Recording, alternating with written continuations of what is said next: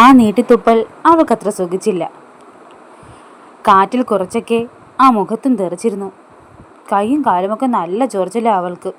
കുറച്ച് ദിവസമായി തുടങ്ങിയിട്ട്. വർഗീസാറിനെ കൊണ്ട് കാണിച്ചതാ. പേര് കേട്ട പച്ചില വൈദ്യനാണ് വർഗീസാർ. എണ്ണയും കുഴമ്പൊക്കെ തേച്ച് ഇപ്പോൾ കിടപ്പില്ല. മജീദ് ഇവിടെ ഇല്ലേ? ഒരേ ഒരു മകനാണ് മജീദ്. അവനങ്ങ് മലപ്പുറത്താ. അവനതൊന്നും ഇപ്പോൾ ഇഷ്ടമേ അല്ല. ഞാനീ ബീഡി തെർത്താണ് അവനെ ഈ നിലയിലാക്കിയത്. നിനക്കതൊക്കെ അറിയാമല്ലോ മണിയാ. ഞാനീ തെറുപ്പ് പഠിച്ചത് എൻ്റെ അമ്മയിൽ നിന്നല്ലേ. പണ്ട് ദിവസം പണിയെടുത്ത് ബീഡി തെർത്താൽ കിട്ടുന്നത് 50 ഉറുപ്പിയല്ലേ. അതും കൊണ്ട് മുണ്ട് മുറുക്കിയാണ് ഞാൻ കുടുംബം പോറ്റിയത്. പുതിയ എന്തോ കഥ പറയുന്നത് പോലെയാണെന്ന് കരുതി വായും തുറന്നിരുന്ന എൻ്റെ വാ പതിയെ അടഞ്ഞു. ഇത് സ്ഥിരം കഥയാണല്ലോ. എന്നും ഇത് പറയുന്നത് എന്തിനാ? അച്ഛന് ഒരു മടുപ്പുമില്ല. എന്നും ഇതിങ്ങനെ കേട്ടിരിക്കും. ഞാൻ പോവാ, അച്ഛൻ പറഞ്ഞു. സാലിമാമയും എണീറ്റു. കറപുരണ്ട് കരുവാളിച്ച് തോർത്ത് ഒന്നുകൂടി കുടഞ്ഞ് തോളിലിട്ടു. കൈയില്ലാത്ത ഓട്ട വീണ ബനിയന് മുകളിൽ കൂടി കള്ളിക്കളങ്ങളുള്ള കയ്യിൽ ഒന്നുകൂടി മുറുക്കി കൊടുത്തു. വയറ് കണ്ടാൽ ഇപ്പോൾ പൊട്ടുമെന്ന് തോന്നും.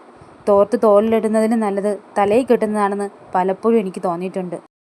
കൈ നീട്ടി വരാന്തയിലെ തടിയിൽ ചല്ലിക്കയറിൽ കെട്ടിയിട്ട് വേറൊരു ചല്ലിക്കയറിൽ കുരുക്കി തൂക്കിയിട്ടിരിക്കുന്ന വാഴക്കുലയിൽ നിന്ന് 2 പഴം താഴേക്ക് വലിച്ചു.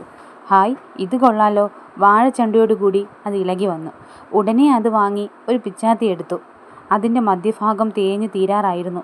ഇത് മുറിച്ചു മാറ്റുമ്പോൾ ആ പിച്ചാത്തി ഒടിഞ്ഞു പോകുമെന്ന് എനിക്ക് തോന്നി. ഒന്നും സംഭവിച്ചില്ല. വളരെ നിസ്സാരമായി അത് മുറിച്ചു മാറ്റി. 2 പഴങ്ങൾ എനിക്ക് തന്നു.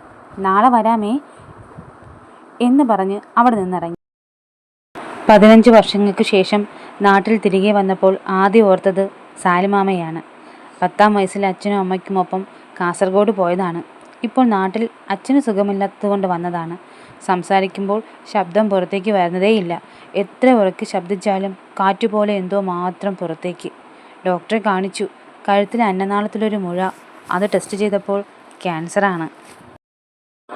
അതും 3ാമത്തെ സ്റ്റേജ്. 27 റേഡിയേഷനും കഴിഞ്ഞു. ഇനി വിശ്രമ ജീവിതം. 40 വർഷത്തെ പുകവലി അതിൽ നിന്ന് കിട്ടിയതാണ്. സാലിമാമയെ കാണണം അച്ഛന്. ഇന്ന് അച്ഛൻ്റെ കൈ പിടിച്ച് ഞാൻ നടക്കുകയാണ്. വർഷങ്ങൾക്കിപ്പുറം കവലയിലേക്ക് ഇറങ്ങിയ എനിക്ക് ആ കട മാത്രം കാണാൻ കഴിഞ്ഞില്ല. വലിയ വലിയ ഷോപ്പുകൾ മാത്രം. സാലിമാമയുടെ കട ഇവിടെ ഇല്ലേ? സൈക്കിളിൽ വന്ന മാമനോട് ചോദിച്ചു. ഉണ്ട് മോളെ, നേരെ ചെന്നാൽ മതി. പതിയെ അങ്ങോട്ടേക്ക്.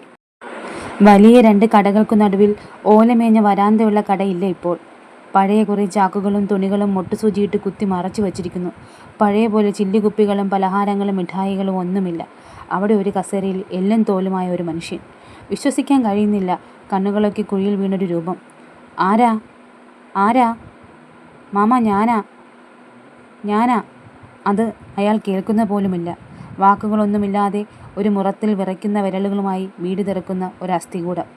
അതാണ് എനിക്ക് തോന്നിയത്. പല്ലുകളൊന്നുമില്ലാതെ നാക്കുകൊണ്ട് മോണയിൽ തള്ളിത്തള്ളിയിരിക്കുന്ന ഒരു രൂപം. ഉമ്മ മരിച്ചു. ഒരു ആൺശബ്ദം. മജീദിക്കയാണ്. തൊലിയിൽ ക്യാൻസറായിരുന്നു. ഒരുപാട് ചികിത്സിച്ചു, രക്ഷിക്കാനായില്ല. ബാപ്പയ്ക്കും അതുതന്നെയാണ്. ശ്വാസകോശത്തിലാണ്. ഞെട്ടലോടെ ഞാനും അച്ഛനും ആ സത്യങ്ങളെല്ലാം കേട്ടു. ചികിത്സിക്കാനൊന്നും ഇനി കഴിയില്ല. 26 കിലോയേ ഉള്ളൂ. സ്കാൻ ചെയ്തപ്പോൾ പത പോലെ എന്തോ 2 സാധനം ശ്വാസകോശമെന്ന പേരിൽ അവിടെ ഇരിപ്പുണ്ട്. എല്ലാം ചുരുങ്ങിപ്പോയി. കരളൊക്കെ തീരാറായി. ഇനി ഒന്നുമില്ല. എന്നാലും ബാപ്പി ബീഡിയൊന്നും തെറുക്കാതിരിക്കില്ല. ഓരോ ബീഡിയും എത്ര ജീവനുകളാണ് എരിച്ചു തീർത്തത്. ഒന്നും മിണ്ടാനാവാതെ ഞങ്ങൾ അവിടെ നിന്നിറങ്ങി. വീടെത്തും വരെ മജീദിക്ക പറഞ്ഞ വാചകങ്ങൾ മനസ്സിൽ അലയടിച്ചു. ഇവരുടെ സുഖത്തിനും സന്തോഷത്തിനും വേണ്ടി ഇവരുടെയൊക്കെ ഒരു ആയുസ് മുഴുവൻ വലിച്ചാസ്വദിച്ചു. നമ്മളൊക്കെയോ ഒരു തെറ്റും ചെയ്യാതെ എല്ലാം വിറ്റും പണയം വച്ചും നമ്മുടെ ആയുസ് തീരും വരെ ചികിത്സിക്കും. അത് കഴിഞ്ഞാലോ?